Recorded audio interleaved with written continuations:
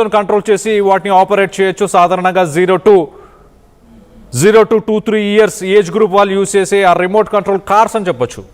వాటి ధర ఒక 30,000, 20 నుంచి 30,000, ఆ పైన మేబీ 20 నుంచి 50,000 ఆ కాస్ట్లో ఉండే కార్స్ అని చెప్పొచ్చు. ఆ కార్స్లో ఎక్స్ప్లోజివ్ డివైసెస్ని పెట్టి, అంటే బాంబ్స్ని దాంట్లో పెట్టి రిమోట్ ద్వారా పేల్చేద్దామని ప్లాన్ చేశారు ఈ దుండగులు. ఒకసారి దీనికి సంబంధించి మరింత అప్డేట్ తీసుకునే ప్రయత్నం చేద్దాం. ఏపీ నుంచి మా ఇన్పుట్ ఎడిటర్ కృష్ణమోహన్ అందుబాటులో ఉన్నారు. కృష్ణమోహన్తో మాట్లాడి తెలుసుకునే ప్రయత్నం చేద్దాం. కృష్ణమోహన్, చెప్పండి, ఇప్పుడు ప్రస్తుతానికి ఇది ఆల్ ఇండియా నెట్వర్కా? వాళ్ళు చేసిన ఆ ప్లాన్స్ మొత్తాన్ని ప్రస్తుతానికి పోలీసులు ఛేదించారా? ఇంకా కొంతమంది టెర్రరిస్టులు ఉండే అవకాశం ఏముందా? What is the latest update? Definite గా కొంత భారత్ లో మరోసారి ఉగ్ర కదలికలకి స్పష్టంగా కనిపిస్తోంది. ఢిల్లీలో భారీ బ్లాస్ట్లకు ప్లాన్ చేసిన నేపథ్యం కూడా చూసాం. ఈ నేపథ్యంలోనే 4 అరెస్టులు కూడా చేశారు. బీహారు, మహారాష్ట్ర, ఒడిశాకు చెందిన వ్యక్తులుగా వీళ్ళందరినీ కూడా చేసినప్పటికీ, కానీ ఓవరాల్ గా ఈ వ్యవహారంలో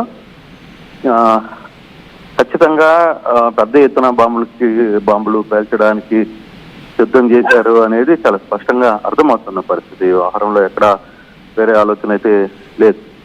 కాకపోతే బొమ్మ కార్లతో పేలుళ్లకు ప్లాన్ చేసినట్టుగా కూడా పోలీసులు చెప్తున్నారు.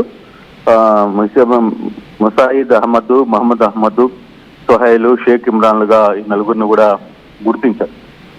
భారీ రిమోట్ కంట్రోల్ కార్లు తయారు చేసినట్టుగా ఉంది. దీంట్లో ఐఈడి ఉపయోగించి పేలుళ్లకి సెట్ చేసినట్టుగా కూడా కొంత క్లియర్గా తెలుస్తుంది.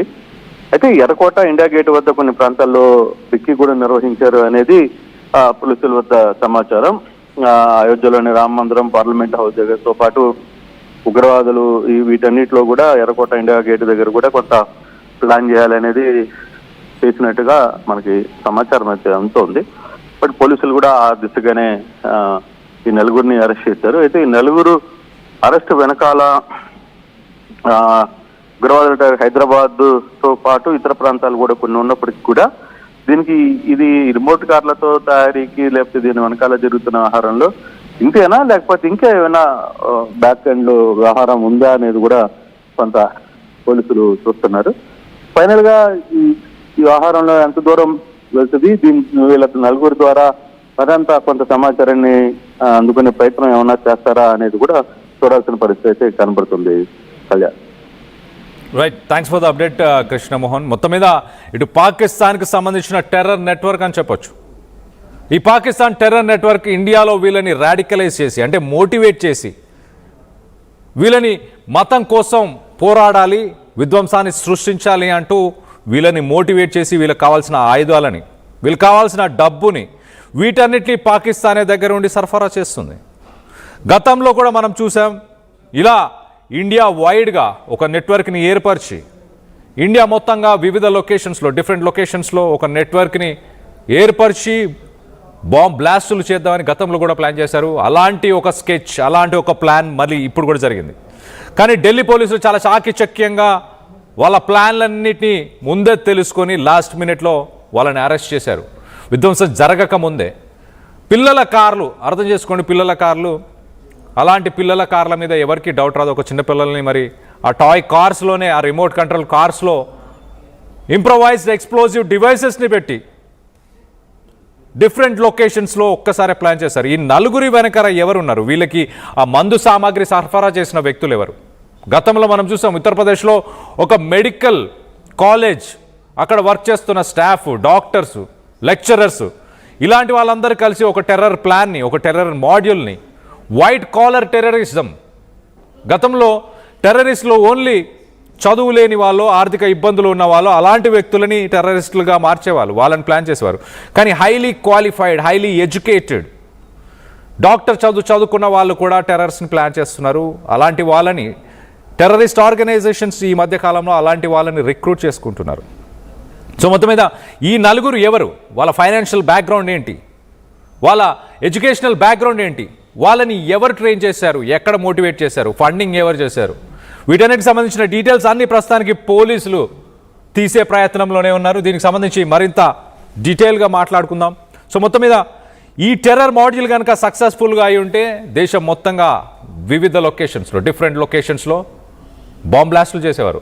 వాళ్ళకి సంబంధించిన విజువల్స్ని ఒక్కసారి చూసే ప్రయత్నం చేద్దాం. ఆ నలుగురు ఎవరైతే మాస్క్ పెట్టుకొని ఉన్నారో ఆ నలుగురు వ్యక్తులు, ఇటు మొహమ్మద్ హమ్మద్, అలాగే షేక్ ఇమ్రాన్, ఎండి సోహెల్, మొహమ్మద్ సోహెల్, అలాగే మొసైబ్ అహ్మద్, ఈ నలుగురు వ్యక్తులు వాళ్ళ వయసు 19 ఇయర్స్ ఒకరు, 22 ఇయర్స్ ఒకరు, 23 ఇయర్స్ ఒకరు. సో ఎర్లీ 20స్లో ఉన్న వ్యక్తులు. మరి వీళ్ళని మోటివేట్ చేసిన వాళ్ళు ఎవరు?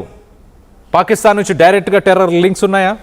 పాకిస్తాన్ నుంచి డైరెక్ట్గా కమ్యూనికేషన్ అంతా జరిగిందా? ఇటు ఆపరేషన్ సింధూర్ ఏమాత్రం కాంప్రమైజ్ అవ్వట్లేదు. ఆపరేషన్ సింధూర్ జస్ట్ పాజ్ చేశాం. పాకిస్తాన్ ఎలాంటి చర్యలకు చేపట్టినా, టెర్రరిస్టులని మోటివేట్ చేసినా రానున్న రోజుల్లో ఆపరేషన్ సింధూర్ని మళ్ళీ ప్లే బటన్ కొడతామంటూ ఇటు రాజ్నాథ్ సింగ్ గతంలో కొన్ని స్టేట్మెంట్స్ చేశారు. పాకిస్తాన్ పీస్ఫుల్గా మన ప్రభుత్వం ఉంది. పాకిస్తాన్లో ఆర్థిక సంక్షోభం, ప్రస్తుతానికి పాకిస్తాన్లో ఆర్థిక సంక్షోభం నడుస్తుంది. ఆ ఆర్థిక సంక్షోభాన్ని ప్రజలకు వివరించలేని పరిస్థితి అక్కడ ప్రభుత్వాలది. ఇమీడియట్గా ఏం చేస్తారు?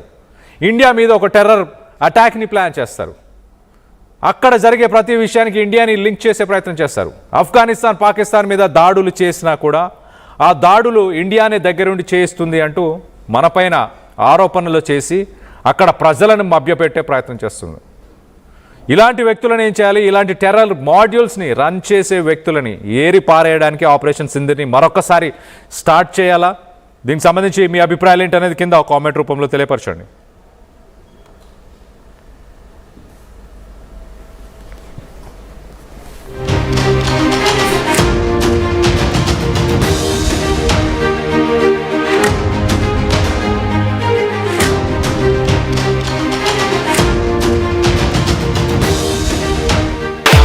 At KL Lake, you have the freedom to choose the subjects that fuel the engineering. UKL deemed to be university. చిన్న చిన్న ఆనందాలు 35 ఏళ్లుగా నా జీవితంలో లేవు. 35 ఏళ్లుగా నేను డైపర్లలో బ్రతికాను. 6 సెంటీమీటర్ల ఫిస్టులా